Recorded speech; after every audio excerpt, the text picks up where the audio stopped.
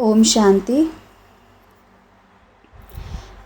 बाबा हम सबको पावन जो बनाने के लिए आया है। हर एक आत्मा पूरी पतित बन गई है, पूरी विकारी बन गई है ना। और बाबा आया है हमारे पुकारने पर।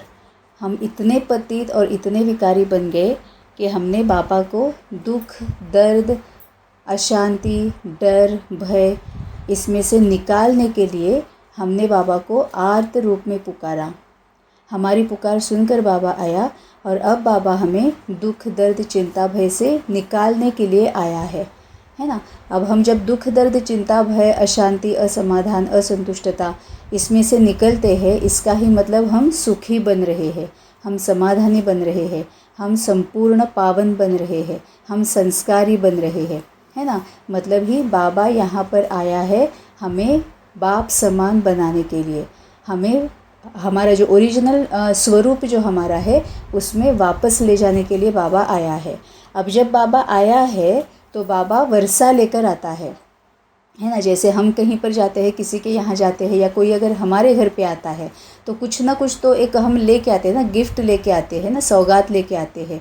वैसे बाबा हमारे लिए सौगात लेके आया है, वर्षा लेके आया है, जो बहुत ज़्यादा उपयोगी है हमें पावन बनाने के लिए, और वो है ज्ञान और शक्तियाँ, है ना। सबसे पहले तो बाबा ज्ञान देता है, हमें याद दिलाता है कि हम कौन है, बाबा कौन है, हम पहले कैसे थे, अब हम कैसे बने हैं, वो हम क्यों बने हैं, अब हमें वापस कैसे बनना है, और वो जो बनना है हमें वो बनने के लिए विधियाँ क्या क्या है ना। ये सब कुछ बाबा सबसे पहले हमें ज्ञान देता है, याद दिलाता है कि बच्चे तुम्हें अब तुम भूल गए हो, लेकिन तुम पहले ऐसे थे। अब जैसे तुम इतने दुखी बन गए हो, वो पहले तुम ऐसे नहीं थे, लेकिन प्रकृति की, आत्मा की, घटना की, परिस्थिति की प्रभाव में आने की वजह से, अपने कर्मेंद्रियों की और ज्ञानेंद्रियों की प्रभाव में आने की वजह से तुम पूरे विकारी और पतित बन चुके हो, है ना। ये बाबा हमें ज्ञान देता है, बाबा हमें ये याद दिलाता है, और बाबा शक्तियों से भरता है। अब बाबा कौन कौन सी शक्तियों से भरता है? एक तो शांति की शक्ति, पवित्रता की शक्ति, प्रेम की शक्ति, अष्ट शक्तियाँ, सुख की शक्ति, आनंद की शक्ति, और ज्ञान तो है ही। इन सभी शक्तियों से बाबा हमें भरपूर करने के लिए बोलता है। कैसे हमें अपने आप को भरपूर करना है ये बाबा हमें सिखाता है, वही ज्ञान बाबा देता है। और बाबा हमें संपूर्ण पावन और सर्वगुण संपन्न निर्विकारी बनने में हमारी हेल्प करता है। क्यों? क्योंकि बाबा आया है, कल्प खत्म हो गया तो बाबा अब हमें पावन बनाकर ले जाने के लिए आया है, शांति धाम ले जाने के लिए आया है। तो इसके लिए हमें पावन बनने के लिए, संपूर्ण बनने के लिए, कर्मातीत बनने के लिए बाबा हमें कई सारी विधियाँ बताता है, कई सारे एग्जाम्पल्स हमें देता है, और कई सारे मतलब धारणाएं करने के लिए बोलता है, जिसकी वजह से हमें हेल्प होती है कि हम पावन बन सके। अगर हम वो धारणा करेंगे, जो बाबा बोलता है वो अगर हम धारणा करेंगे तभी हम पावन बन सकते हैं। अगर हम धारणा नहीं करेंगे तो हम पावन नहीं बन सकते। इसको ही बाबा क्या बोलता है कि तुम्हें ये जो ज्ञान मैं देता हूँ वो अगर सिर्फ बुद्धि तक ही तुम्हारे रहता है तो फिर उसका कोई फ़ायदा नहीं है। वो ज्ञान तुम्हारी आत्मा में आ जाना चाहिए। अगर वो तुम्हारा नेचुरल नेचर बन जाएगा, वो तुम्हारी धारणा बन जाएगा, तभी उसका फ़ायदा होगा, तभी तुम पावन बनोगे और तुम फिर योग से बनोगे। और जितना योग से बनोगे उतना भोगना कम भोगनी पड़ेगी, और अगर योग से नहीं बनोगे, सिर्फ बुद्धि तक रखोगे, तो फिर भोगना के साथ तुम्हें पावन बनना पड़ेगा। लेकिन पावन बनना निश्चित है, तुम्हें पावन में बनाकर ही छोड़ूंगा, है ना, ये बाबा बोलता है। अब इसमें से ही एक विधि बाबा बोलता है कि तुम 5 स्वरूपों का अभ्यास करो। जो आत्मा के 5 स्वरूप है, जो आत्मा की जो स्थितियाँ है, बाबा बोलता है कि तुम उसकी धारणा करो, उन स्वरूपों को तुम प्रत्यक्ष करो, जो हम संगम पर ही प्रत्यक्ष कर सकते हैं। और बाबा पूरा एक्सप्लेन करता है कि वो 5 स्वरूप क्या है। उसकी अगर तुम धारणा करोगे, उसको अगर यूज़ करोगे, तो तुम्हें पावन बनना और भी ज़्यादा सहज होगा। क्योंकि बाबा का जो योग है वो सहज योग है, बाबा की पढ़ाई जो है वो सहज पढ़ाई है। लेकिन होता यह है कि हमारी धारणा न होने की वजह से हमें मेहनत करनी पड़ती है ना। तो बाबा जो 5 स्वरूपों का अभ्यास बताता है, वो अभ्यास करते रहने से अगर वो नेचुरल नेचर बन जाता है, अगर वो हमारी धारणा में आ जाता है, हम उसके धारी बन जाते हैं, तो हम जो बाबा हमें सतयुगी बना रहा है, हर एक आत्मा को सतयुगी बना रहा है, वो हम सहज रीति से बन सकते हैं। अब ये जो 5 स्वरूप बाबा बताता है, उसमें से पहला स्वरूप बाबा बताता है, पहला इन द सेंस क्या है, एक्चुअली ये सभी के सभी एक तो इंटरलिंक्ड है, एक के बाद दूसरे आते हैं और एक के साथ भी दूसरे आते हैं, है ना। ऐसा नहीं होता है कि अभी मैं इस स्वरूप में हूँ, अच्छा अब मैं इस स्वरूप में हूँ, अच्छा अब मुझे इस स्वरूप से निकलकर उस स्वरूप में जाना है। ये बिल्कुल भी ऐसा नहीं है, क्योंकि जब हम इस तरह से लौकिक में रहते हैं या बाकी की सभी आत्माओं के साथ रहते हैं, तो इन सभी स्वरूपों को हमें यूज़ करना पड़ता है। पांचों के पांचों को यूज़ करना पड़ता है, कभी एक को यूज़ करना पड़ता है, कभी 2-3 को यूज़ करना पड़ता है ना। इसीलिए उसका अभ्यास मतलब वो जो अवेयरनेस जो है, वो जागृति जो है, उसका होना बहुत ज़्यादा ज़रूरी है, जागरूक रहना बहुत ज़्यादा ज़रूरी है। तो उसमें से 5 स्वरूप जो है वो है बिंदु स्वरूप या आत्मा स्वरूप, या उसको ही अनादि स्वरूप भी बोल सकते हैं। तो बिंदु, आत्मा, अनादि मतलब सेम ही है, वर्ड्स अलग अलग है ना। तो बिंदु स्वरूप एक है, देवता स्वरूप एक है, पूज्य स्वरूप एक है, ब्राह्मण स्वरूप एक है और फरिश्ता स्वरूप है। ये 5 स्वरूप है। और बाबा बोलता है जब इनकी तुम धारणा करोगे और ये तुम्हारा नेचुरल नेचर बन जाएगा, तो संपूर्ण और कर्मातीत तुम इतनी जल्दी बन जाओगे, समय रहते तुम संपूर्ण और कर्मातीत बनकर आओगे और अगले कल्प के लिए ऊंच पद तुम पा सकते हो। जितनी जल्दी हम पहुँचेंगे उतना ऊंच पद पाने में हमें हेल्प होगी, क्योंकि काफ़ी सारे रोल्स जो है वो हमारे सामने रहेंगे, उसमें से हम चूज़ कर पाएंगे, है ना। तो उसमें से एक है बिंदु स्वरूप, जिसको ही बाबा कभी अनादि स्वरूप बोलता है, कभी आत्मा स्वरूप बोलता है, कभी बिंदु स्वरूप बोलता है। अब आत्मा स्वरूप मतलब क्या है? आत्मा स्वरूप मतलब ये है कि ये हमारी आत्मा की, हर एक आत्मा की ये मूल स्थिति है ना। जब हम शांति धाम में होते हैं ना, तब ये हमारी आत्मिक स्थिति होती है। अब आत्मा स्थिति मतलब क्या है कि ना कोई गुणों की पहचान है, ना दोषों की पहचान है, ना अच्छा क्या है, बुरा क्या है, योग्य क्या है, अयोग्य क्या है, गलत क्या है, सही क्या है, हम कुछ भी सोच नहीं रहे हैं। सिर्फ और सिर्फ एक जागृति है कि आत्मा है। एकांत स्थिति भी उसको बोलते हैं। एकांत मतलब क्या है? एक का भी अंत। ये जो हमारा मैं चलता है ना, हम अगर बाबा के ज्ञान में आए भी है, हम अगर उस रास्ते पे बहुत अच्छे से चल रहे हैं, तीव्र पुरुषार्थ कर रहे हैं, उड़ती कला में चल रहे हैं, आत्मिक स्थिति में भी हम रह रहे हैं, तो भी कहीं ना कहीं एक मैंपन का अंश रह जाता है। तो मूल स्थिति हमारी जो है, बिंदु स्वरूप जो है, वो मैं जो है ना, मैं का अंश मात्र जो भी है ना, उसका भी अंत हो जाता है। एक का भी अंत, मैं एक जो हूँ उसका भी अंत हो जाता है। तो ये एकांत स्थिति भी है। तो आत्मा स्थिति, बिंदु स्थिति, इसका मतलब यह है कि स्वीट साइलेंस जिसको बाबा बोलता है। ना हम कुछ सोच रहे हैं, ना हम कोई सेवा कर रहे हैं, ना हम मनन चिंतन कर रहे हैं, ना विचार सागर मंथन कर रहे हैं, ना सकार सेवा, मनसा सेवा, संकल्प सेवा, कुछ भी नहीं कर रहे हैं। स्वीट साइलेंस, है ना। अब ये रोज़ की ज़िंदगी में कैसे यूज़ होता है, अब इसकी धारणा कैसे करनी है? तो जैसे अगर हमें फिज़िकली फिट रहना है, तो हम क्या करते हैं कि हमारा डाइट क्या होना चाहिए उसके ऊपर ध्यान रहता है, एक्सरसाइज कैसे होनी चाहिए उसके ऊपर ध्यान रहता है, और आराम कितना होना चाहिए उसके ऊपर ध्यान रहता है। अगर हमारा डाइट ठीक है, एक्सरसाइज ठीक है, रेस्ट अगर हम अच्छे से ले रहे हैं, जितनी ज़रूरत है उतनी ले रहे हैं, तो हम फिज़िकली फिट रहते हैं, है ना। वैसे ही आत्मा के लिए भी डाइट भी ज़रूरी है, एक्सरसाइज भी ज़रूरी है और रेस्ट भी ज़रूरी है ना। तो आत्मा के लिए डाइट मतलब क्या है कि हम क्या देख रहे हैं, क्या बोल रहे हैं, क्या सुन रहे हैं, क्या पढ़ रहे हैं, ये आत्मा का खाना है, ये आत्मा का डाइट है।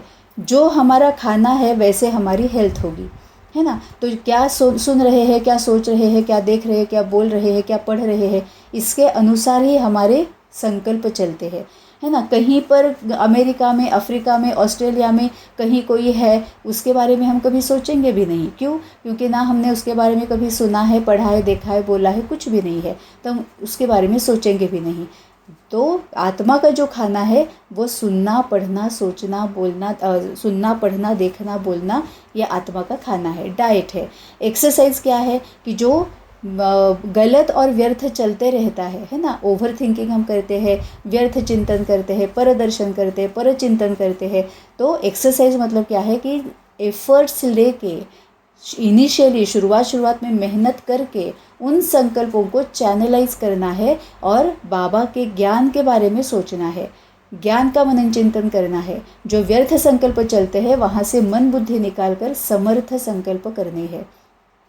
अब ये एक्सरसाइज जो है, फिजिकली भी हम एक्सरसाइज करते, कभी कभी कंटाल आता है, लेकिन हम अपने आप को पुश करते हैं और एक्सरसाइज के लिए चले जाते हैं। वैसे ही यहाँ पर करना है कि अगर व्यर्थ और गलत संकल्प आ रहे हैं तो फिर उसको पुश करना है अपने मन को और समर्थ संकल्पों की तरफ लेकर जाना है। अब इसकी विधि क्या है, जो बाबा ने बोली हुई है कि फॉरगिवनेस प्रैक्टिस है, सकार सेवा है, मनसा सेवा है, संकल्प सेवा है ना। ऐसे ही शरीर के लिए जैसे आराम की ज़रूरत है, रेस्ट की ज़रूरत है, वैसे आत्मा के लिए भी रेस्ट की ज़रूरत है। वही बिंदु स्वरूप है, वही आत्मा स्वरूप है, वही अनादि स्वरूप है, स्वीट साइलेंस। बाबा कई मुरलियों में बोलता है कि बच्चे बीच बीच में 1 मिनट, 2 मिनट, 5 मिनट बस मेरे पास आके बैठ जाओ। कुछ भी सोचना नहीं है, मनन चिंतन नहीं करना है, सेवा नहीं करना है, योग नहीं करना है, कुछ नहीं करना है, बस मेरे पास आके बैठ जाओ। और आप सबने ये एक्सपीरियंस किया होगा कि अगर 1 मिनट के लिए भी इस तरह से अगर हम बाबा के पास बैठ जाते हैं ना, तो आधे घंटे का आराम जैसे हम फील करते हैं। कुछ भी सोचना नहीं, कुछ भी नहीं है, बिंदु स्वरूप, मूल स्थिति, एकांत अवस्था। मतलब बाद में तो ये भी हो जाता है जिसको हम डीप साइलेंस या डीप मेडिटेशन बोलते हैं ना, तो इसमें ये भी हो जाता है कि हम कहाँ पर है, किसके साथ है, ये भी हमें याद नहीं रहता है। ये पूरा वैसे ही है जैसे हम शांति धाम में रहेंगे, मूल वतन में रहेंगे। शांति धाम में शांति की स्थिति में जैसे रहेंगे वही ये बिंदु स्वरूप है। मूल वतन में मूल स्थिति में जैसे रहेंगे वही ये मूल बिंदु स्वरूप है। हम कुछ भी नहीं सोच रहे हैं, यहाँ गुणों का पता नहीं है, दोषों का पता नहीं है, किसी कोई फीलिंग्स नहीं है, कोई संकल्प नहीं है, स्वीट साइलेंस है ना।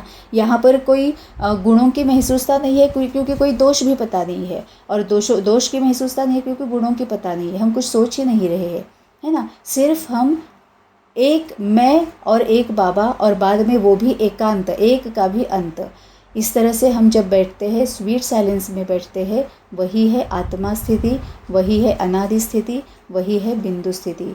अगर हम दिन भर में थोड़ी थोड़ी देर के बाद 1-2 5 मिनट के लिए भी अगर इस तरह से स्वीट साइलेंस में बैठ जाते हैं तो और ज़्यादा एनर्जी हमारी बढ़ जाती है, क्योंकि वो आत्मा की रेस्ट है, आत्मा के लिए आराम है। क्योंकि आत्मा बहुत ज़्यादा हमारी सभी ज्ञानेंद्रियों के प्रभाव में आकर, कर्मेंद्रियों के प्रभाव में आकर, घटनाएं, सिचुएशंस, आत्माएं, इनके प्रभाव में आकर आत्मा थक जाती है ना। बाबा बोलता है ना कि अथक सेवा करो। तो अथक सेवा मतलब हम सेवा से भी कभी कभी थक जाते हैं। मतलब हमेशा दिमाग में, बुद्धि में, मन में कुछ ना कुछ चलते रहता है कि अब ये करना है, वो करना है, अब ये करना है, वो करना है। अगर हम वो नहीं कर रहे तो कभी कभी गिल्ट भी आ जाता है ना। तो जैसे ये बोला जाता है कि everything should be with in the limit, तो बाबा भी मुरली में ये बोलता है कि बच्चे कभी कभी आकर मेरे पास भी 5 मिनट शांति में बैठ जाओ, क्योंकि ये करते करते भी आत्मा थक जाती है ना। और फिर बाद में क्या होता है कि अगर हम उसकी तरफ ध्यान नहीं देते हैं तो कंटाल आ जाता है, फिर हम करते हैं कि छोड़ना धीरे धीरे शुरू कर देते हैं, है ना। तभी तो बाबा हमेशा हमें याद दिलाता है कि बच्चे बचपन के दिन याद करो, है ना। बचपन में एकदम जोश होता है ना, उत्साह होता है, क्योंकि ये छोटे बच्चे भी अगर हम देखते हैं, लौकिक में भी अगर हम देखते हैं, तो उनमें ही सबसे ज़्यादा जोश होता है।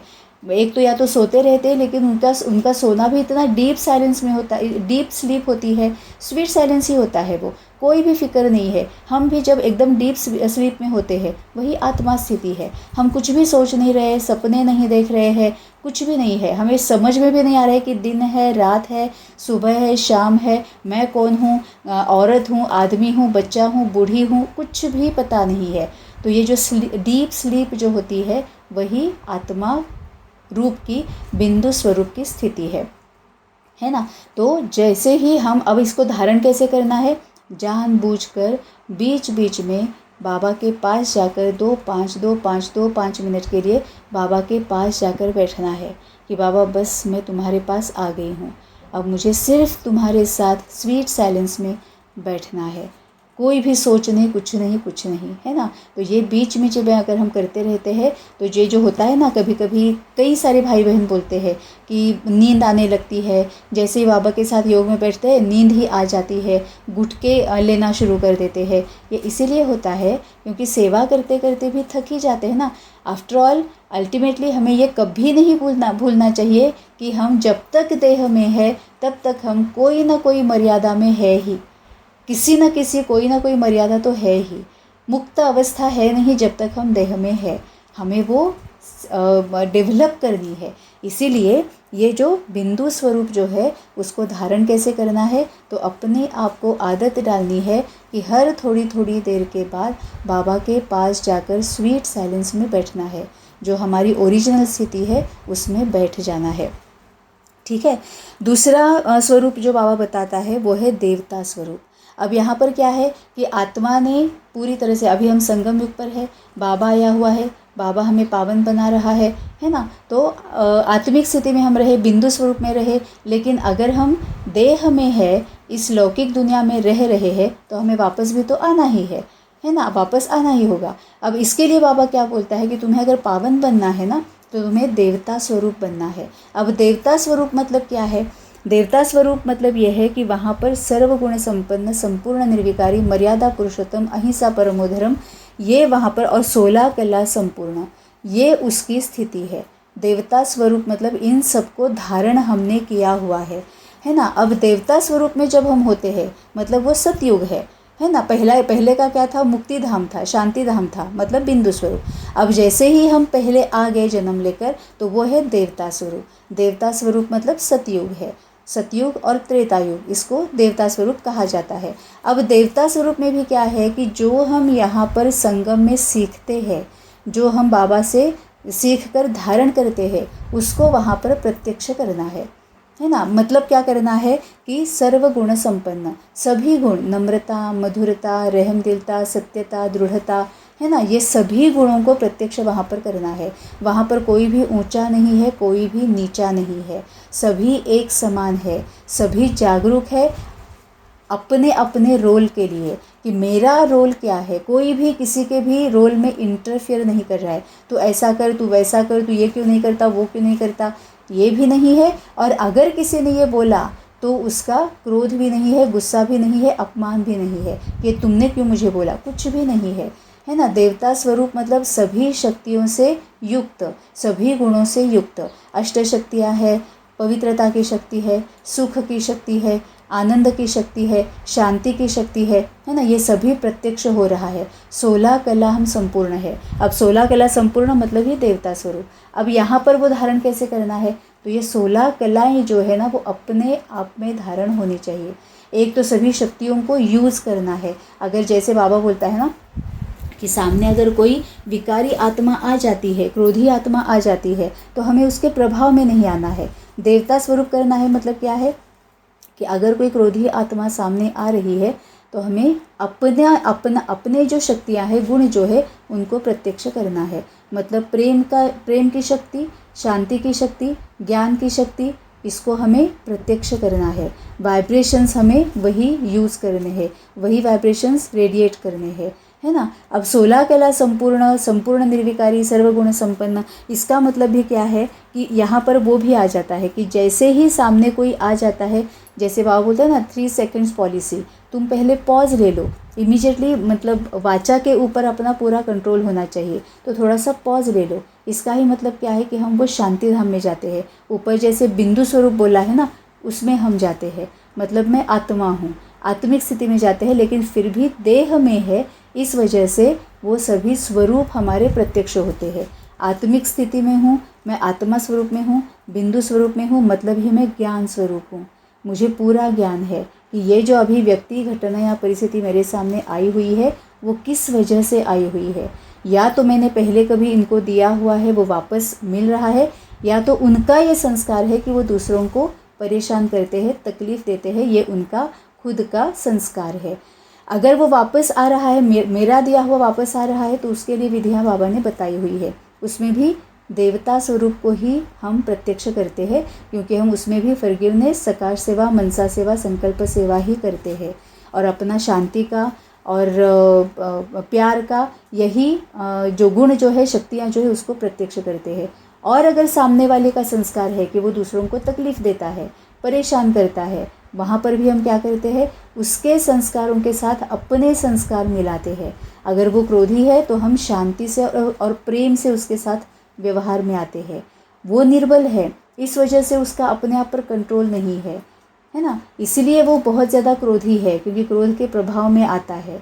हम उसमें शक्ति भरते हैं कि शांत हो जाओ, है ना, प्रेम उसमें भरते हैं, ज्ञान भी उसमें भरते हैं, अष्टशक्तियाँ उसमें भरते हैं कि स्वीकार करो, संभालो, सहयोग दे दो, है ना, ये सहयोग करने की शक्ति, स्वीकार करने की शक्ति, ये सब हम उसमें भरते हैं। तो देवता स्वरूप मतलब क्या है कि ये सर्वगुण संपन्न संपूर्ण निर्विकारी जो हमें संगम पर ही प्रत्यक्ष करना है। और जब हम सतयुग में आएंगे तब ना कोई विकारी है, ना कोई विकर्म हो रहा है, तो वहाँ पर भी हमें पता नहीं है कि हम देवता स्वरूप है, क्योंकि वहाँ पर कोई भी विकारी नहीं है, कोई भी विकर्म नहीं कर रहा है, तो कोई भी दुखी नहीं है, कोई भी परेशान नहीं है, कोई भी तकलीफ़ में नहीं है ना। सभी देवता स्वरूप मतलब सभी अपने देवता स्वरूप को प्रत्यक्ष कर रहे हैं। अब देवता स्वरूप को धारण करने के लिए सबसे इम्पोर्टेंट बात बाबा बोलता है 16 कलाओं को धारण करना।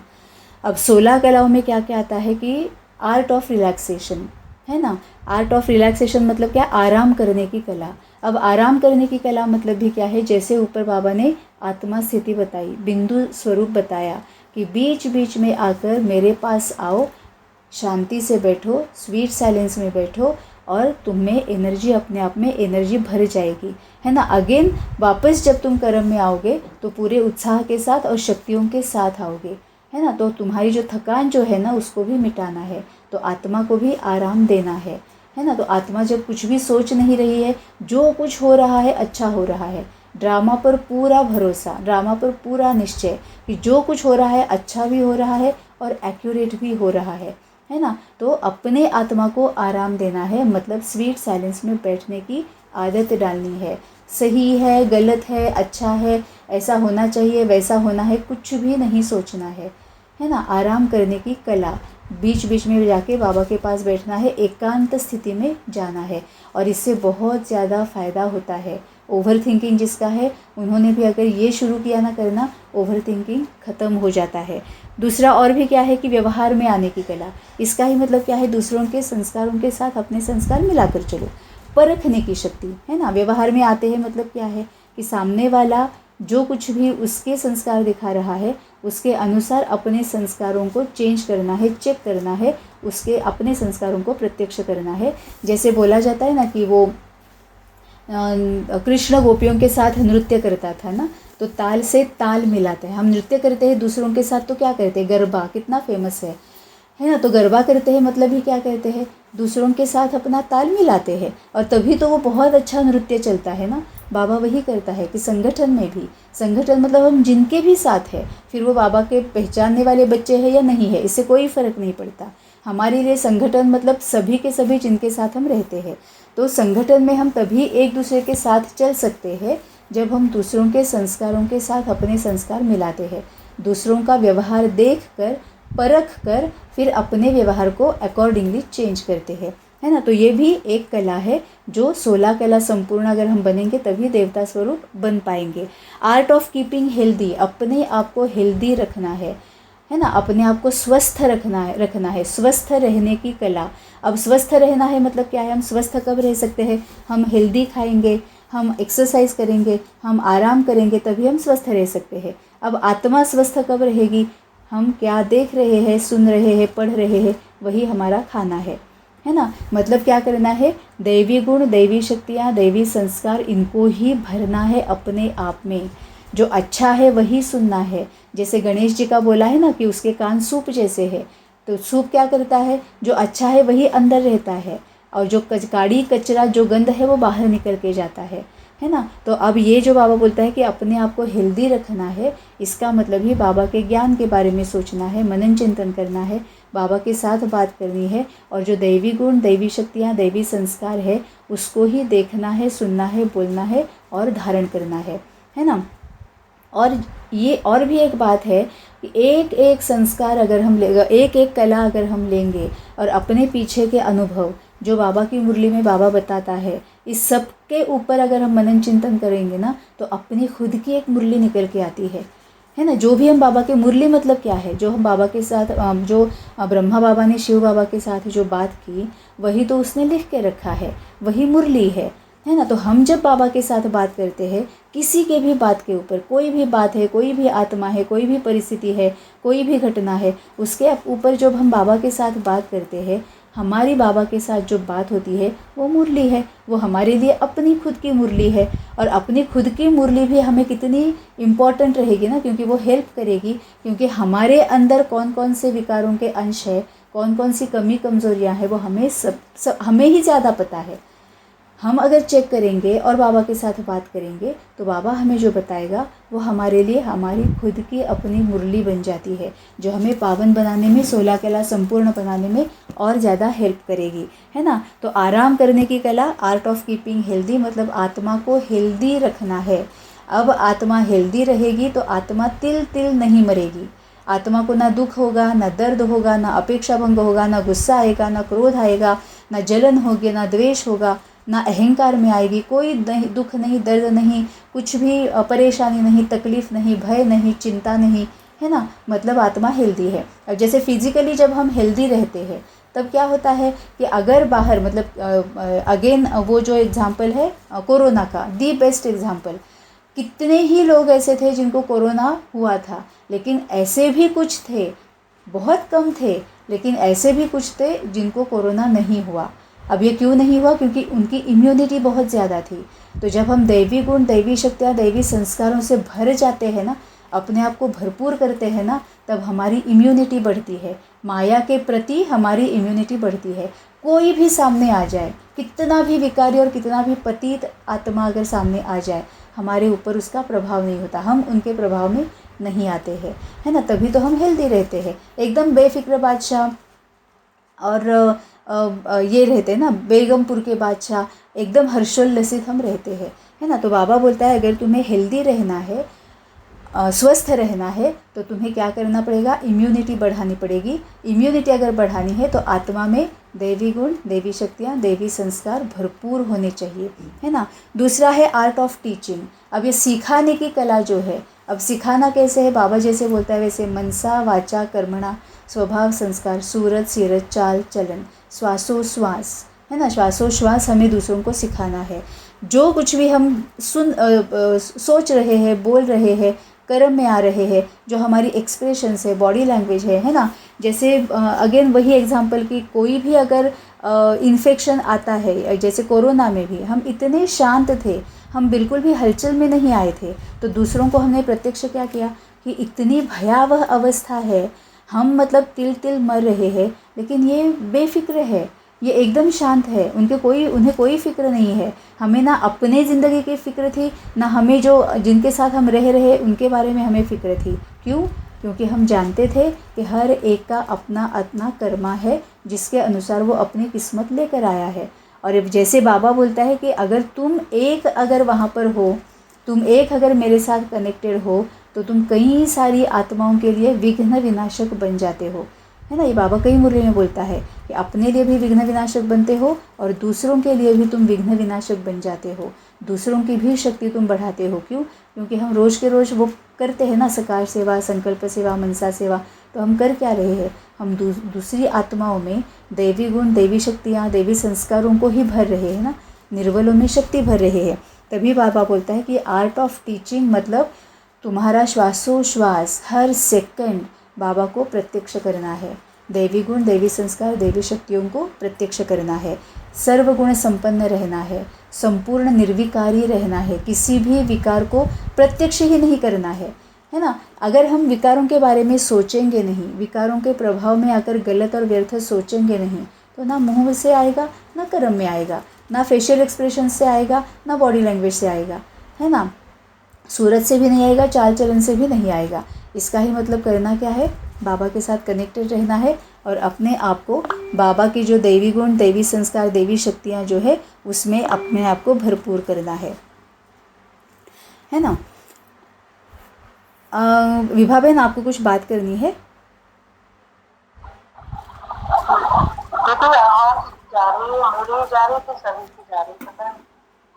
अच्छा, ओके।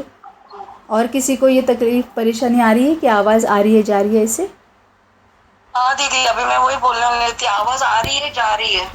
ओके, मैं एक बार दीदी, मेरा आवाज आ रही है जा रही है। जी जी जी, मैं एक बार मेरा इंटरनेट चेक करती ब्रेक हो हूँ। रहा है, आवाज आवाज ब्रेक हो रहा है। अच्छा ठीक है, अब मैंने थोड़ा सा ये खोला है, खिड़की खोली है। अब देखते हैं अगर इंटरनेट ठीक है तो फिर ये नहीं आएगा। अगर वापस होता है ऐसे तो आप मुझे प्लीज़ बता देना, ठीक है? अभी आ रही है आवाज़ मेरी? अभी जितना मैंने अभी बोला 2-4 सेंटेंसेस, आवाज़ आ रही है मेरी? आ रही है? जी आ रही है। हाँ ठीक आ है, रहे ठीक हैं, है, हाँ आ रहे हैं। ठीक है, ओके। तो बाबा ने जो 16 कलाएं जो बाबा ने बताई है, जिसकी वजह से हम देवता स्वरूप बनते हैं, है ना? देवता स्वरूप को प्रत्यक्ष करना है, देवता स्वरूप को धारण करना है। इसका मतलब क्या है? तो 16 कलाओं को धारण करना है। उसमें ही ये आता है आर्ट ऑफ टीचिंग, कि सिखाने की जो कला है। हम जो कुछ भी कर रहे हैं, हमें देख देख कर कोई ना कोई तो वो कर रहा है। जैसे बाबा मुरली में बोलता है ना, पूर्वज आत्मा बोलता है, उद्धार मूर्त आत्मा बोलता है, आधार मूर्त आत्मा बोलता है। इसका ही मतलब क्या है कि हमें देख देख के बाकी की आत्माएं भी वही सीखती है और वही करती है ना? तभी तो बाबा बोलता है कि तुम्हें सिखाना क्या है, जो बाप समान बनकर दूसरों को भी आप समान बनाना है। दीदी वापस गया वॉइस। अच्छा, ओके, एक मिनट, हाँ मैं ज़रा देखती हूँ, क्योंकि शायद अब मुझे बाहर ही जाना पड़ेगा। यहाँ पर शायद कुछ ये हो रहा है, गड़बड़ हो रही है। एक मिनट। अच्छा ठीक है, अभी यहाँ पर देख लो, आवाज़ आ रही है मेरी? आवाज़ आ रही है? कोई बताएगा मेरी आवाज़ आ रही है? जी आ रही है, आपकी आ रही है आवाज। जी हाँ, ओके ठीक है। तो बाबा ने यहाँ पर जो बोला कि आर्ट ऑफ टीचिंग मतलब सिखाने की कला, जो कि 16 कला संपूर्ण अगर हम हो जाते हैं तभी वो देवता स्वरूप प्रत्यक्ष हो जाता है ना? बाद की कला बाबा बोलता है आर्ट ऑफ लेटर राइटिंग। अब लेटर राइटिंग इसका मतलब क्या है कि फोकस करने की कला। लेटर राइटिंग इसका मतलब हमें लिखते रहना है, लिखते रहना है, लिखते रहना, ये तो है ही। अब ये बाबा क्यों बोलता है? क्योंकि जब हम लिखते हैं तो जैसे बाबा ने बोला कि हमारे सभी सेंस ऑर्गन्स जो है ना, आँखें है, कान है, मुंह है मतलब ज़बान जो है, और स्किन है, ये चारों के चारों सेंस ऑर्गन्स है ना, वो उसमें यूज़ हो जाते हैं। और जितने सेंस, ज़्यादा से ज़्यादा सेंस ऑर्गन्स यूज़ हो जाते हैं, उतना वो बुद्धि में रजिस्टर हो जाता है ना? तभी बाबा का जो भाव है बोलने का कि आर्ट ऑफ लेटर राइटिंग, पत्र लिखने की कला, ये जो बाबा बोलता है, इसका मतलब ये है कि तुम्हारा फोकस होना चाहिए। जैसे बाबा बोलता है ना कि तुम्हारी मन बुद्धि एक ही तरफ फोकस करने की तुम में कला होनी चाहिए। अगर कितनी बार बाबा ड्रिल भी करा लेता है कि अभी मैं तुम्हें बताता हूँ कि तुम इस स्थिति में स्थित हो जाओ, है ना, मन बुद्धि मेरी तरफ फोकस करो और उसमें स्थित हो जाओ। ये बाबा कभी कभी ड्रिल कराता है ना। तो ये कब हमें उपयोगी होती है, ये कब यूज़ में आती है? जब हम सेवा कर रहे हैं, है ना, तब ये यूज़ में आती है। तो जब हम लिखते हैं तो हमारा पूरा फोकस उसमें होता है। जब हम लिख रहे हैं तो स्किन यूज़ हो रही है क्योंकि हम हाथ से लिख रहे हैं। जो हम बात करते हैं तो ज़बान भी यूज़ हो रही है। जब हम ज़बान अंदर ही अंदर बात करके करते करते लिखते हैं तो कानों का यूज़ हो रहा है। जब लिख रहे हैं तो आँखों का यूज़ हो रहा है ना? तो ज़्यादा से ज़्यादा जो हमारी ज्ञानेंद्रिय जो है, कर्मेंद्रिय जो है वो यूज़ हो रही है, तो हमारी फोकस करने की शक्ति बढ़ रही है ना? तो इसका मतलब ये है कि हमारी फोकस करने की शक्ति हमें बढ़ानी है, और फिर ये करके जो भी बाबा का ज्ञान है उसको पूरी तरह से अंदर ले लेना है। तो ये है आर्ट ऑफ लेटर राइटिंग, है ना? आर्ट ऑफ नर्चरिंग मतलब पालना करने की कला। अब पालना करने की कला मतलब क्या है? फिर से एक बार यहाँ पर बिल्कुल बाप समान बनना, है ना? बाप हमारा क्या करता है? कोई भी अपेक्षा नहीं रखता है। हमने किया नहीं किया, कितना किया, कर रहे हैं नहीं कर रहे हैं, क्यों नहीं कर रहे हैं, कब करेंगे, बाबा बिल्कुल भी पूछता नहीं है। बाबा बोलता है कि मैं यहाँ पर तुम्हारे लिए आया हूँ, जो करेगा सो पाएगा, जितना करेगा उतना पाएगा। बाबा ये भी बोलता है कि मैं भाग्य विधाता हूँ, मैं तुम्हें भाग्य बनाने की विधि बताऊँगा। जो भी वो विधि को फॉलो करेंगे उनका भाग्य बन जाएगा, है ना। वैसे ही ये नर्चरिंग, पालना करने की कला मतलब भी क्या है कि कोई भी अपेक्षा रखे बगैर जो भी हमारे पास है, जो कुछ भी हम दे सकते हैं वो उनको देना है, ज़रूरत अनुसार, समय प्रमाण। बैलेंस होना बहुत ज़रूरी है, नहीं तो फिर हम पकड़ पकड़ के उनको ज्ञान सुनाना शुरू करते हैं या फिर पीछे ही पड़ जाते हैं कि अच्छा तुमने किया नहीं, अच्छा तुम कब करोगे, अरे फिर क्यों पूछने के लिए आते हो, है ना। तो क्या होता है कि ये अपेक्षा है, ये कमज़ोरी है, ये कमी है, ये विकारों का अंश है, विकारी अंश है ये, है ना। तो फिर अगर कुछ भी अगर विकार के वश हुआ तो विकर्म है ना। तो बाबा बोलता है कि यहाँ पर जो है कि आर्ट ऑफ सस्टेनेंस मतलब नर्चरिंग, पालना करने की कला जो है, इसका मतलब ये है कि तुम जो भी तुम्हारे पास है वो सेवा में लगा दो। बाबा भी बोलता है ना, समय है या फिर तुम्हारा ज्ञान है या फिर तुम्हारे संकल्प है, जो कुछ भी तुम्हारे पास, अगर कोई धन है, तुम्हारे जो शरीर जो तुम्हारा है, जो कुछ भी तुम्हारे पास है, सब सेवा में लगा दो, मतलब ही पालना करो। लेकिन ये पालना कैसी करनी है, बाप समान बनकर, बाप समान रहकर उनकी पालना करनी है, बाबा को ही प्रत्यक्ष करना है और वैसी पालना करनी है ना। दूसरा क्या है कि art of marching ahead and inspiring, motivation, दूसरों को उमंग उत्साह में लाना है। हमने तो क्या करते हैं कि किसी की कमज़ोरी देखते हैं तो मन में उस कमज़ोरी के ऊपर इतना चिंतन करते हैं, ये ऐसे ही है, वैसे ही है, इसके साथ बात करेंगे, उसके साथ बात करेंगे, 4, 6, 50 लोगों के साथ बात करेंगे, उस कमज़ोरी को फैलाएंगे। तो कर क्या रहे हैं हम, उनकी तरफ भी वीक एनर्जी भेज रहे हैं, तो वो पहले से ही निर्बल है और भी ज़्यादा निर्बल हो रहे हैं और भी वीक हो रहे हैं। बाबा बोलता है कि तुम्हें उनको उमंग उत्साह में लाना है। एक बार तुमने परख लिया कि सामने वाले में ये कमज़ोरी है, वो एक बार निश्चित हो गया, हाँ 1-2 के साथ बात की, वो निश्चित हो गया, फैलाना नहीं है, उसके ऊपर काम करना है, उसमें शक्ति भरनी है, मनसा सेवा, सकार सेवा जो भी है, ज़रूरत अनुसार शक्ति भरनी है और उसको उत्साह में लाना है, उमंग में लाना है। वाचा से ज़रूरत है तो वाचा से, नहीं तो फिर बाबा ने और भी विधियाँ बताई हुई है ना। तो ये होता है मोटिवेशन, उमंग उत्साह, सहयोग देने की कला, है ना, सहयोग देने की शक्ति जो है वो यूज़ करनी है। आर्ट ऑफ एंटरटेनमेंट, बहुत गंभीरता से नहीं रहना है, गंभीरता से भी रहना है, लेकिन बाबा जो बोलता है कि रमणीकता से भी रहना है ना, एकदम लंबा चेहरा करके भी नहीं रहना है। जो बाबा बोलता है कि तुम गाड़ी खरीदनी है, बंगला खरीदना है, फंक्शंस में जाना है, शादी ब्याह अटेंड करनी है, कोई प्रॉब्लम नहीं है, तुम्हें खाना है, पीना है, खिलाना है, पिलाना है ना, कोई प्रॉब्लम नहीं है, पूरा एंटरटेनमेंट करो, है ना। योग के प्रयोग भी करते रहो, जो भी तुम्हारे पास है वो सेवा में लगा दो, जो तुम्हें करना है वो करो, लेकिन उसके प्रभाव में मत आओ, है ना, क्योंकि वो जो रास्ता है ना वो बहुत इम्पॉर्टेंट है, वो जो ट्रैवल है, वो जो जर्नी जो है वो बहुत इम्पॉर्टेंट है।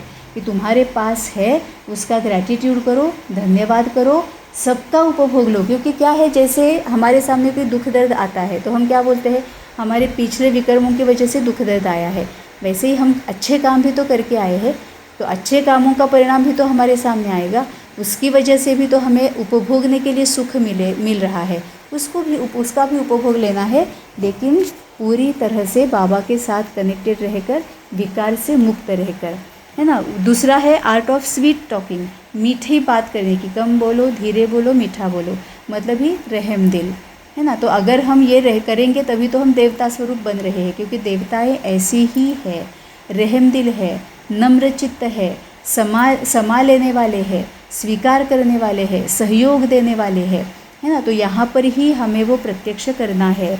आर्ट ऑफ लीडरशिप, ये तो बहुत इम्पॉर्टेंट कला है। आर्ट ऑफ लीडरशिप, इसमें सब कुछ आ जाता है। सिखाना कैसे है, कब सिखाना है, क्यों सिखाना है, कितना सिखाना है, बात कैसे करनी है, कब करनी है, कितनी करनी है, कैसे करनी है, सबको साथ कैसे लेके जाना है, अगर कोई साथ आने के लिए तैयार नहीं है तो उसको मोटिवेट कैसे करना है, उसको उमंग उत्साह कैसे देना है, उसके लिए प्लानिंग कैसे करनी है, किसके साथ क्या बात करनी है, मतलब कोऑर्डिनेट कैसे करना है, अगर कुछ बीच में अगर अड़चनें आ रही है, ऑब्स्टेकल्स आ रही है, माया आ रही है ना, तो उसको मैनेज कैसे करना है, उड़ती कला में जाके उसको मैनेज कैसे करना है ना। तो ये सब कुछ वहाँ पर आ जाता है। ऑर्गेनाइज कैसे करना है, सबको साथ लेकर चलना है। लीडरशिप मतलब भी क्या है, परखने की शक्ति बहुत ज़्यादा ज़रूरी है।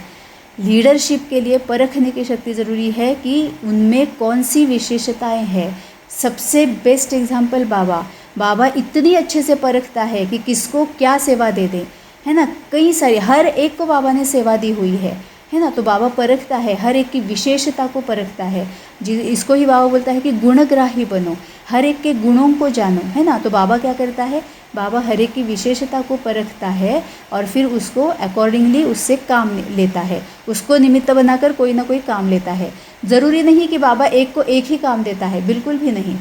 एक को ही बाबा कितने ही सारे काम देता है, सभी विशेषताएं परखता है और निमित्त बनाकर अपना काम निकाल लेता है, सेवा करा लेता है ना। तो लीडरशिप के लिए ये बहुत ज़रूरी है। तो ये सभी ऑर्गेनाइज, प्लानिंग, परखना, डिसीजन लेना, सबको साथ लेके चलना, उमंग उत्साह देना, मोटिवेट करना, स्वीकार करना, है ना, ये सभी शक्तियाँ भी उसमें आती है। नम्र चित्त रहना पड़ता है, मधुर रहना पड़ता है, दृढ़तापूर्वक रहना पड़ता है। कुछ तो बड़े कड़े संस्कारों वाले होते हैं, जल्दी मानते नहीं है, तो दृढ़तापूर्वक उनको चेंज करना है। मनसा सेवा, संकल्प सेवा, सकाश सेवा, ये सब यूज़ करके उनको चेंज करना है। तो दृढ़ता भी चाहिए, सत्यता भी चाहिए कि अगर सामने वाले में कोई ऐसी बात है जो वो पूछ रहा है कि मुझे कहाँ चेंज होना है, मुझे क्या करना चाहिए, है ना। क्योंकि आकर्षित हो जाते हैं ना, जब हम स्वराज्य अधिकारी बनते हैं, विश्व कल्याण में जाते हैं तो आकर्षित बनते हैं। तो अगर कोई आ रहा है तो वो भी हिम्मत होनी चाहिए, सत्यता होनी चाहिए, लेकिन वो मधुरता के साथ होनी चाहिए। नम्र चित्त रहते अगर हम सत्य है, एक तो यह है कि आत्मा की सत्यता, बाबा की सत्यता, ड्रामा की सत्यता, साथ में ही जिनके साथ हम रह रहे हैं उनके साथ भी पूरी सत्यता, है ना। लेकिन वो भी नम्र चित्त रहकर और मधुर रहकर। देन आर्ट ऑफ लर्निंग, सीखना है, गुणग्राही बनना है ना। मोती है जो बाबा होता है ना कि मोती चुगते रहना है, ज्ञान को चुगते रहना है, निरंतर बाबा के साथ रहना है।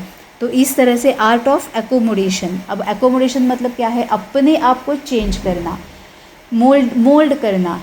सामने वाले के जो संस्कार है उसके संस्कारों को देखकर अपने संस्कारों को अकॉर्डिंगली यूज़ करना, या फिर अपने आप को चेक करना और चेंज करना कि मुझ में कौन कौन सी कमी कमज़ोरियाँ है ना। ये है एकोमोडेशन। फिर एडमिनिस्ट्रेशन, जो अभी ऊपर बाबा ने लीडरशिप में बताया वैसे ही कि सबको साथ लेके चलना। और आर्ट ऑफ एब्सॉर्बेंस मतलब एक्सेप्ट करने की, जो जैसा है उसको स्वीकार करना है। तो ये जो 16 कलाएँ जो है वो देवता स्वरूप में प्रत्यक्ष होती है। वहाँ पर कोई भी नीचा नहीं है, कोई भी ऊंचा नहीं है, लेकिन ये 16 के 16 कलाएँ, सभी दैवी गुण, दैवी शक्तियाँ, दैवी संस्कार वहाँ पर सिर्फ प्रत्यक्ष होते हैं। वहाँ पर कोई किसी को अप्रिशिएट नहीं कर रहा है, कोई किसी को प्रेज़ नहीं कर रहा है, कोई किसी की पूजा नहीं कर रहा है, कोई किसी को ना कुछ पूछ रहा, कुछ भी नहीं कर रहा है। वहाँ पर सिर्फ सभी के सभी देवता स्वरूप को प्रत्यक्ष कर रहे हैं। और देवता स्वरूप को प्रत्यक्ष करने की वजह से कोई भी दुखी नहीं है, दर्द में नहीं है, चिंता में नहीं है, भय में नहीं है, अशांत नहीं है, असमाधानी नहीं है, क्योंकि हर एक जानता है कि मेरा रोल क्या है। देवता स्वरूप मतलब अपना रोल क्या है, उसके अकॉर्डिंग ड्यूटीज़ और रिस्पॉन्सिबिलिटीज़ को निभाना है ना। यह है देवता स्वरूप। अब तीसरा बाबा क्या बोलता है, पूज्य स्वरूप। अब यहाँ पर विकार आना शुरू हो जाते हैं, है ना। जब हम बिंदु स्वरूप में होते हैं तो शांति धाम है, जब हम देवता स्वरूप में है तो वहाँ पर सतयुग आ गया। अब ये पूज्य स्वरूप जो है वो है द्वापर युग और कलयुग। अब पूज्य स्वरूप में क्या होता है, पूज्य क्यों पूजने की ज़रूरत पड़ी, क्योंकि विकार आ गए, विकर्म हो गए, दुख दर्द आ गया, तभी तो पूजने की ज़रूरत पड़ी कि मुझे दुख से निकालो, मुझे भय से बाहर निकालो, है ना। तो हम ही पूज्य स्वरूप बनते हैं। इसका मतलब यह है कि विश्व कल्याणकारी, है ना। जो देवता स्वरूप है वो स्वराज्य अधिकारी है, और जो पूज्य स्वरूप है वो विश्व कल्याणकारी है। मतलब जो भी सामने आता है वो खाली हाथ ना जाए। अब पूज्य स्वरूप मतलब हम पूजते किसको है, चित्रों को पूजते हैं ना। अगर हम चित्र सामने लाएंगे तो ये सभी गणपति है, गणेश जी है, दुर्गा जी है, या फिर काली माता है, संतोषी माता है, शीतला माता है, हनुमान जी है, राम जी है, कृष्ण जी है ना। इन सभी चित्रों को अगर हम सामने लाएंगे तो वो पूज्य स्वरूप है। इसका ही मतलब शंख चक्र पद्म कमल, शंख चक्र गदा पद्मधारी है। आज ही की जो अव्यक्तवाणी आज सुबह जो हो गई उसमें ही बाबा ने बोला कि देने वाले हैं, देवता है, उनका आशीर्वाद हमेशा वो आशीर्वाद देते रहते हैं, है ना। शुभ भावना, शुभ कामना, शुभ चिंतन करने वाले हैं। तो हम पूज्य स्वरूप हमें बनना है। इसका मतलब चाहे मन के सामने या चाहे फिजिकली हमारे सामने कोई भी आए, कोई भी खाली हाथ ना जाए। एक तो उसको परखना है कि उसमें कमी कौन सी है, परख कर उसको शक्तियों से भरना है, या फिर ऐसे ही अगर परखने की ज़रूरत नहीं है, ऐसे ही कोई सामने आया है, बस हमेशा निरंतर सेवा करते रहनी है। निरंतर उसको शांति, सुख, पवित्रता, प्रेम, इसकी शक्तियों से भरपूर करते रहना है। तो यह पूज्य स्वरूप है ना।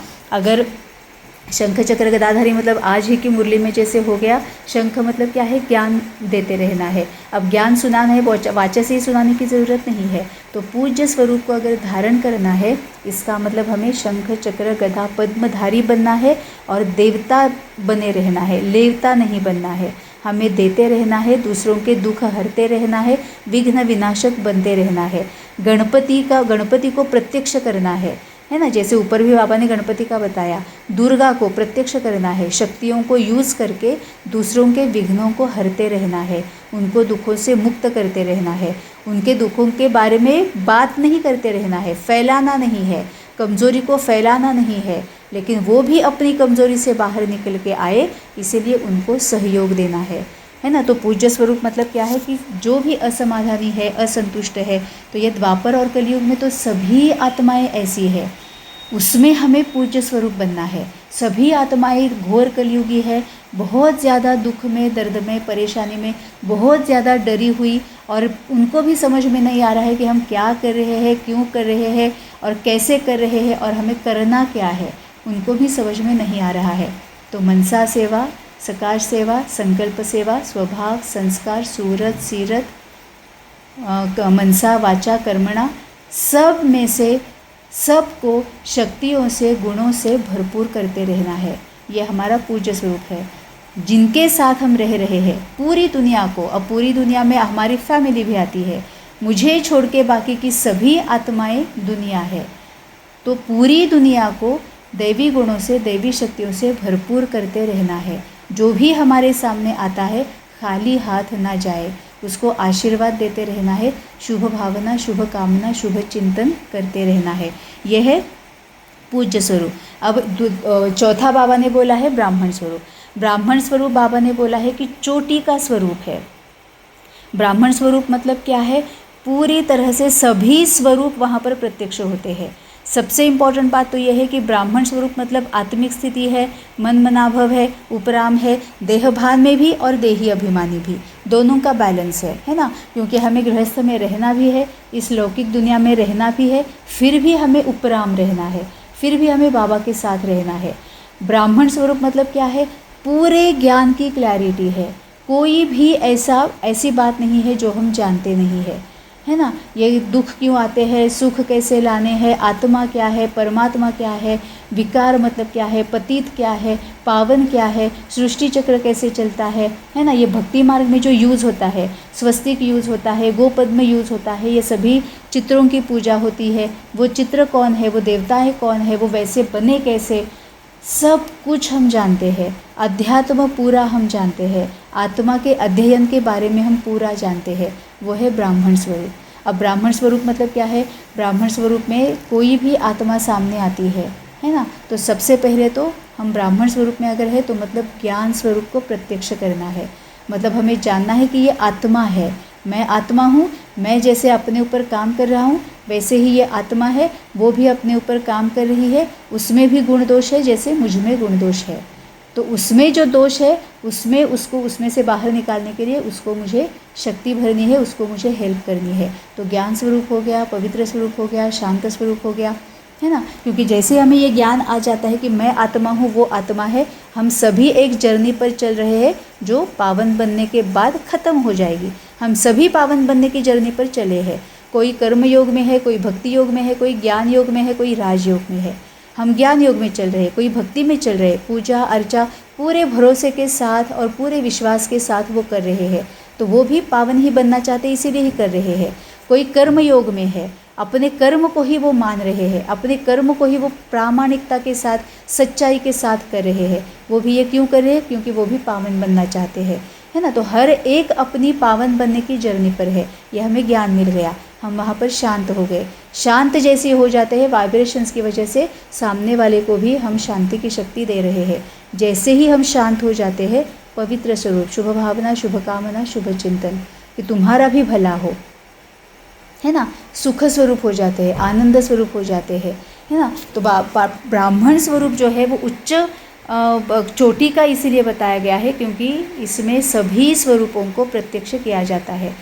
अब अपने आप को चेक करना है कि क्या सभी स्वरूपों को मैं एक दिन में जब भी ज़रूरत है, और ऐसे नहीं होता है कि अभी मैं ब्राह्मण स्वरूप हूँ, आधे घंटे के बाद मैं देवता स्वरूप में आ जाऊँगा, 15 मिनट के बाद मैं पूज्य स्वरूप में, ये बिल्कुल नहीं होता है। एक सिचुएशन जो सामने आती है ना, उसमें सभी स्वरूप या 2-3 स्वरूप या एक स्वरूप ये ऑटोमेटिकली आ जाना चाहिए। अगर सामने अहंकारी आत्मा आ गई है तो पहले आत्मिक स्थिति कि मैं आत्मा हूँ, वो आत्मा है, फिर ज्ञान स्वरूप कि मैं भी जर्नी पर हूँ, वो भी जर्नी पर है, तो शांत स्वरूप कि अब मैं शांत हो गया हूँ क्योंकि उसको मुझे उसकी कमज़ोरी से बाहर निकलने के लिए मुझे उसको बल भरना है, तो पवित्र स्वरूप भी हो गया, शक्ति स्वरूप भी हो गया है, उसको जिस शक्ति की ज़रूरत है मैं दे रहा हूँ, तो पूज्य स्वरूप भी हो गया, देवता स्वरूप भी हो गया, ब्राह्मण स्वरूप भी हो गया, है ना। तो जो भी आत्मा, घटना या परिस्थिति सामने आती है, सभी स्वरूपों को यूज़ करना पड़ता है। अगर हम सभी स्वरूपों को यूज़ कर रहे हैं, मतलब हम जो बाबा बोलता है वैसे मन मनापव है, उपराम है, साक्षी दृष्टा है, आत्मिक स्थिति है, देवता है ना, जो कुछ भी बाबा बोलता है वो अगर ज्ञान रत्न दे रहे हैं, ये सब कुछ हम करते हैं, इसका ही मतलब क्या है कि हम ब्राह्मण स्वरूप है, हम जागरूक है, हम बाबा के साथ है, हम आत्मिक स्थिति में है और हम बाप समान बन रहे हैं और औरों को भी हम बाप समान बना रहे हैं। अब ब्राह्मण स्वरूप कहाँ पर आता है? संगम युग पर आता है। बिंदु स्वरूप आता है शांति धाम में, देवता स्वरूप आता है सतयुग में, है ना, पूज्य स्वरूप आता है द्वापर और कलयुग में, और ब्राह्मण स्वरूप आता है संगम युग पर। अब संगम मतलब यहाँ पर ये भी है कि एक कल्प जा रहा है, दूसरा आ रहा है। एक ये भी है कि घोर कलयुग जा रहा है, सतयुग आ रहा है। एक ये भी है कि हम देही अभिमानी बन रहे हैं, देह अभिमान को छोड़ रहे हैं। तो देह अभिमान जा रहा है लेकिन फिर भी अंश मात्र है, और देही अभिमानी बन रहे हैं, काफ़ी कुछ हम देही अभिमानी बन गए हैं, तो वो भी संगम है। देह अभिमान और देही अभिमानी का भी संगम है ना। तो संगम युग में होता है ब्राह्मण स्वरूप, और जैसे ही हम ब्राह्मण स्वरूप में स्थित हो जाते हैं, कम ज़्यादा नहीं, हलचल में नहीं, है ना, ऊपर नीचे नहीं, जब हम स्थित हो जाते हैं ऑटोमेटिकली हम फरिश्ता स्वरूप बन जाते हैं। अब फरिश्ता स्वरूप मतलब क्या है कि दूसरों को बाप समान बनाना है।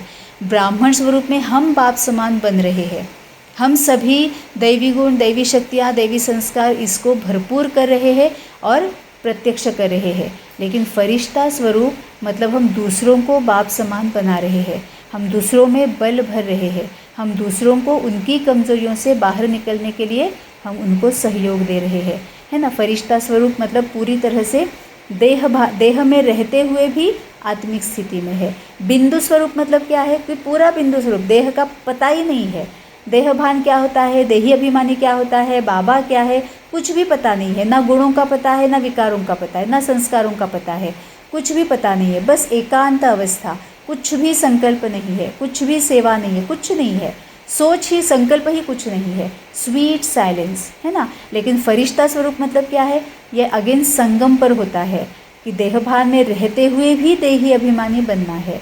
हम देहभान में रह रहे हैं, इसीलिए ही उन तक पहुंच रहे हैं और उनमें परख रहे हैं उनको, और उनको उनके कमज़ोरियों से बाहर निकलने के लिए सहयोग दे रहे हैं। तो फरिश्ता स्वरूप जो है वो दूसरों को बाप समान बना रहे हैं हम, है ना। तो ये जो 5 स्वरूप है वो पूरे दिन भर में जो भी आत्मा, घटना या परिस्थिति सामने आती है, तो हमारा व्यवहार जो है उस व्यवहार को ही इस स्वरूपों का नाम दिया है। जब हम स्वीट साइलेंस में रहते हैं कि चलो जो हो रहा है एक्यूरेट हो रहा है, मुझे कुछ ना सुनना है, ना कुछ बोलना है, ना कुछ पूछना है, कुछ नहीं, बाबा मैं तुम्हारे पास आकर बैठ रहा हूँ, है ना, हो गया, बिंदु स्वरूप हो गया। देवता स्वरूप मतलब क्या है कि बाबा मैं तुमसे सब कुछ लेके तुम्हारे जैसा बन रहा हूँ, मुझे सभी गुणों को और शक्तियों से भरपूर कर देना है ताकि अगले कल्प में लंबे समय तक मैं सतयुगी आत्मा चल सकूँ, है ना। ये देवता स्वरूप हो गया। अब पूज्य स्वरूप मतलब क्या है, जो भी सामने आ रहा है तो बाबा जैसे सेवा करता है वैसे ही हम भी सेवा कर रहे हैं दूसरों को दुख दर्द से निकालने की सेवा कर रहे हैं। पूज्य स्वरूप हो गया, मतलब हम शंख चक्र गदा पद्मधारी है, देने वाले हैं, शुभ भावना शुभ कामना, दूसरों में बल भरने वाले हैं, पूज्य स्वरूप हो गया। ब्राह्मण स्वरूप मतलब क्या है कि अभी हम अपने आप को पूरी तरह से बाप समान बना रहे हैं। देवता में हम बाप समान बन चुके हैं, ब्राह्मण स्वरूप में बाप समान बन रहे हैं, वो प्रोसीजर चल रही है। और ये चोटी का है क्योंकि पूरा त्रिकालदर्शी, त्रिनेत्री और उपराम मरजीवा सब कुछ हमें पता है, हम पूरे ज्ञान से संपन्न है ना, यह है ब्राह्मण स्वरूप। और फरिश्ता स्वरूप मतलब जैसे हम बाप समान बन रहे वैसे औरों को बना रहे हैं। तो ये ऐसा कभी नहीं होता है कि रटने से हम स्वरूप में नहीं आएंगे, लिखने से हम स्वरूप में नहीं आएंगे, सिर्फ और सिर्फ हम जागरूक रहेंगे तभी हम उस स्वरूप के धारी बनेंगे। तो ये हर मिनट कोई ना कोई स्वरूप में हम रहते ही हैं। कभी कभी एक स्वरूप में रहेंगे, कभी कभी 2-3 स्वरूप में रहेंगे, कभी कभी 5 स्वरूप में रहेंगे, है ना। चेक करना है कि सच में हम इस स्वरूप के धारी रहते हैं, ये चेक करना है।